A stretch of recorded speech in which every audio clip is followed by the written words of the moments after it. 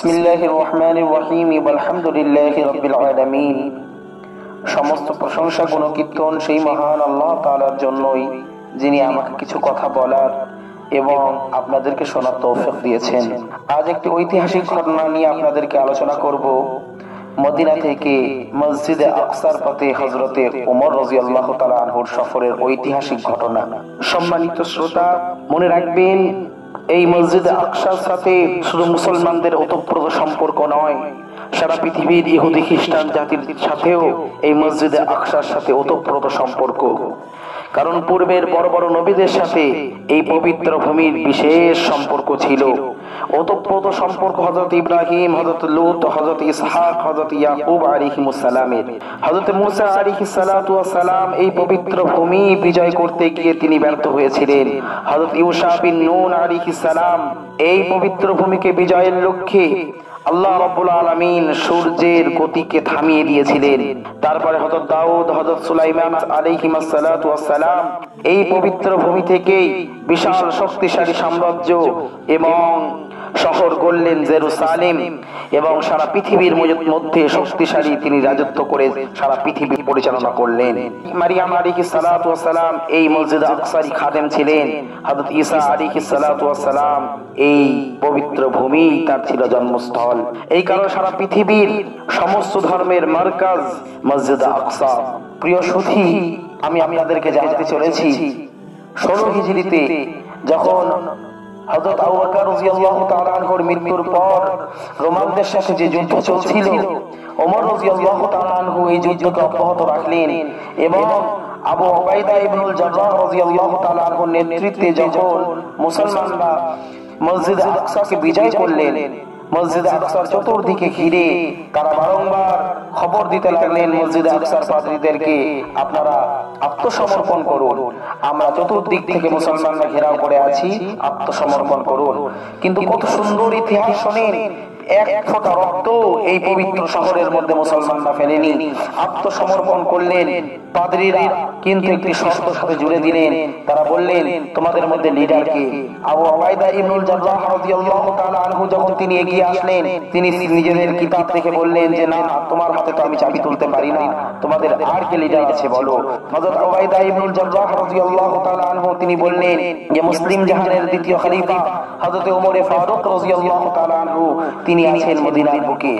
তখন পাদ্রী জানতে চাইলেন তার বেশভূষা, তার আচার আচরণ, তার দৈহিক গঠন কেমন। এই সমস্ত ঘটনা বলার পরে পাদ্রী বলে উঠল, হ্যাঁ, ইনি সেই ব্যক্তি যার হাতে আমরা মসজিদে আকসার চাবিকে সুপর্দ করে দিতে চাই, আপনি তাড়াতাড়ি তাকে পত্র লিখেন। আবু উবাইদা ইবনুল জাররাহ রাদিয়াল্লাহু তাআলা আনহু হযরত ওমর ফারুক রাদিয়াল্লাহু তাআলা আনহুকে পত্র লিখলেন যে মসজিদে আকসার বিজয় আপনার উপর নির্ভর করছে, আপনি তাড়াতাড়ি সফর করুন। হযরত ওমর ফারুক রাদিয়াল্লাহু তাআলা আনহু চিঠির উত্তরে লিখলেন, হে আবু উবাইদা ইবনুল জাররাহ, আমি আসছি। কিন্তু আসার মদিনা থেকে মসজিদে আকসার পথের ঐতিহাসিক কয়েকটি ঘটনা আজ অবিস্মরণীয় হয়ে আছে পৃথিবীর ইতিহাসের বুকে, যা আমাদের প্রত্যেকের জন্য পালনীয়। কেমন তাদের অনাড়ম্বর জীবন ছিল। তিনি মসজিদে আকসার পথে আসছেন, 1000 কিলোমিটারের অধিক পথ মদিনা থেকে প্যালেস্টাইনের পথ। সেই পথ ধরে একটি রাজা মুসলিম জাহানের দ্বিতীয় খলিফা আসছেন, তার হাতে তার কাছে সামরিক কোনো বাহিনী নেই, শত শত মানুষের কোনো ভিড় নেই, কোন রকম সরঞ্জাম নেই। তিনি আসছেন একজন ভৃত্যকে নিয়ে আর একটি উটের উপর সওয়ার হয়ে। আল্লাহু আকবার। তারপরে ভৃত্যের সাথে এই চুক্তি করলেন, কিছু পথ আমি যাব, কিছু পথ তুমি যাবে, এমনই ভাবে আমরা মদিনা থেকে মসজিদ আকসা পর্যন্ত আমরা রওনা হব। যখন প্যালেস্টাইনের কাছাকাছি পৌঁছালেন, হযরত উবাইদা ইবনুল জাররাহ রাদিয়াল্লাহু তাআলা আনহু ওমর রাদিয়াল্লাহু তাআলা আনহুর অবস্থাকে পর্যবেক্ষণ করে তাড়াতাড়ি চলে আসলেন এবং ওমর রাদিয়াল্লাহু তাআলা আনহুকে বলে উঠলেন, আপনি কেমন বেশভূষা পরে এসেছেন? হযরত ওমর রাদিয়াল্লাহু তাআলা আনহুর পরনে ছিল তালিযুক্ত জামা। এই দেখে হযরতে আবু উবাইদা ইবনুল জাররাহ রাদিয়াল্লাহু তাআলা আনহু বলে উঠলেন, ইয়ানজুরু ইলাইনা রুমান নাযরাতা কিল্লাহ। আপনি কেমন বেশভূষা পরে এসেছেন, রোমানরা আমাদেরকে খারাপ নজরে দেখবে। হে ওমরে ফারুক রাদিয়াল্লাহু তাআলা আনহু, সারা মুসলমান সমস্ত সৈন্যরা আজ মসজিদে আকসাকে ঘিরে আছে। আজ পুরো মসজিদে আকসার সমস্ত রোমানরা তাকিয়ে আছে খলিফাতুল মুসলিমিন আমাদের শহরে প্রবেশ করতে যাচ্ছেন, আপনি কেমন অবস্থায় এসেছেন। তিনি একটি পোশাক দিলেন।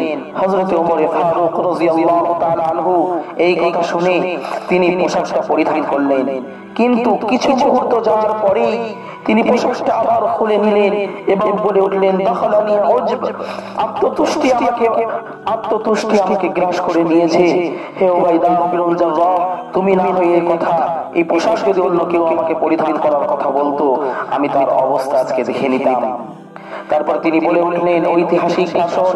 ওমর রাদিয়াল্লাহু তাআলা আনহু বললেন, ইন্না কুন্না আদাল্লা কওম ফাআজ্জানাল্লাহু বিল ইসলাম ফামাহমা নাতলুবুল ইজ্জাতা বিগাইরি মা আজ্জানাল্লাহু বিহি আদাল্লানাল্লাহু আযজা ওয়া জাল। তিনি বলে উঠলেন, এক সময় আমরা এমন কম ছিলাম, পৃথিবীর বুকে আমাদের কোনো নাম ও নিশান ছিল না, আমাদের কোনো ইজ্জত বলে কোনো জিনিস ছিল না, পৃথিবীর মধ্যে আমাদেরকে চেনার মতন কোনো মানুষ ছিল না। আল্লাহ তাআলা আল্লাহ রাসূল সাল্লাল্লাহু আলাইহি ওয়াসাল্লামকে আমাদের কাছে পাঠিয়ে ইসলামের দ্বারা আমাদেরকে ইজ্জত দিলেন। কত বড় ইজ্জত দিলেন, যে ইজ্জতের সম্মুখীন আমরা হতে পেরেছি বড় বড় নবীদের আবাসস্থল। আজ আমরা জেরুজালেমের মসজিদে আকসাকে বিজয় করতে চলেছি। আজ যদি আমরা ইসলামকে ছেড়ে আল্লাহ তাআলা যে ইজ্জতকে ইসলামের মধ্যে নিহিত রেখেছেন অন্য জিনিসের মধ্যে অন্বেষণ করি, আল্লাহ তাআলা কিন্তু আমাদেরকে ইজ্জত দেবেন না, বরং আমাদেরকে জলিল ও খার করবেন, আমাদেরকে বেইজ্জতি করবেন। এই ঐতিহাসিক ভাষণ পৃথিবীর মধ্যে সোনালী অক্ষরে ইতিহাসের মধ্যে লেখা রয়েছে। আমাদের প্রত্যেককেই উপদেশ নেওয়া দরকার। এগিয়ে গেলেন হযরত ওমর ফারুক রাদিয়াল্লাহু তাআলা আনহু। আশ্চর্যের বিষয়, যখন তিনি মসজিদে আকসাতে প্রবেশ করছেন, তখন সেই চুক্তি অনুযায়ী তার গোলামের পিঠে বসার সময় ছিল উটের, এবং তার লাগাম ধরে চলার সময় ছিল। আল্লাহু আকবার। খলিফাতুল মুসলিমিন, মুসলিম জাহানের দ্বিতীয় খলিফা, তিনি মসজিদে আকসাকে জয় করছেন। ইব্রাহিম, লূত, ইসহাক, ইয়াকুব, দাউদ, সুলাইমান, মুসা, ইউসা প্রত্যেক নবীর সেখানে ছিল। তার সাথে জেরুজালেমের সাথে সম্পর্ক, তেমন একটি জায়গা তিনি জয় করছেন। খলিফাতুল মুসলিমিন একটি গোলাম বেশে, একটি উটের রশি ধরে তিনি এগিয়ে চলেছেন। গোলাম বসে রয়েছে পিঠের উপর। আল্লাহু আকবার। যার সাথে সাথে পাদ্রীরা সবাই মনে করলেন যে পিঠে বসে থাকা ব্যক্তি হলেন আমিরুল মুমিনিন, কিন্তু পাদ্রীরা চিনে ফেললেন। তারা বুঝলেন না, এই রশি ধরে যে আছেন তিনি হলেন ওমর ফারুক রাদিয়াল্লাহু তাআলা আনহু। যার সাথে সাথে তার কাছে চাবি দিয়ে দিলেন এবং মসজিদে আকসার ঐতিহাসিক বিজয় ওমর রাদিয়াল্লাহু তাআলা আনহুর হাতের দ্বারা সম্পন্ন হলো। প্রিয় সুধী, এই ছিল আমাদের সাহাবাদের কত সুন্দর ঘটনা। সারা বিশ্বের যারা সম্পদে নিয়েও তারা নিজেদের জীবনকে অনড়ম্বর ভাবে কাটাতেন। আজ কোথায় গেল এমন শাসক, এমন শাসকের কল্পনা আজ কল্পনাতীত মনে হয়। আল্লাহ তাআলা আবার ইসলামের সোনালী যুগকে ফিরিয়ে দিই, আমাদের রন্ধ্রে রন্ধ্রে, আমাদের রক্তের বিন্দুতে বিন্দুতে আবার ঈমানি শিহরণ জাগিয়ে দিই, এবং সাহাবাদের পথ অনুসরণ করে আমাদেরকেও চলার তৌফিক দান করুন। বিশেষ করে মুসলিম উম্মাহ এবং লিডারদেরকেও আল্লাহ তাআলা তাদের মতন অনুসরণ করার তৌফিক দিন। আমিন। ওয়া আখিরু দাওয়ানা আলহামদুলিল্লাহি রাব্বিল আলামিন।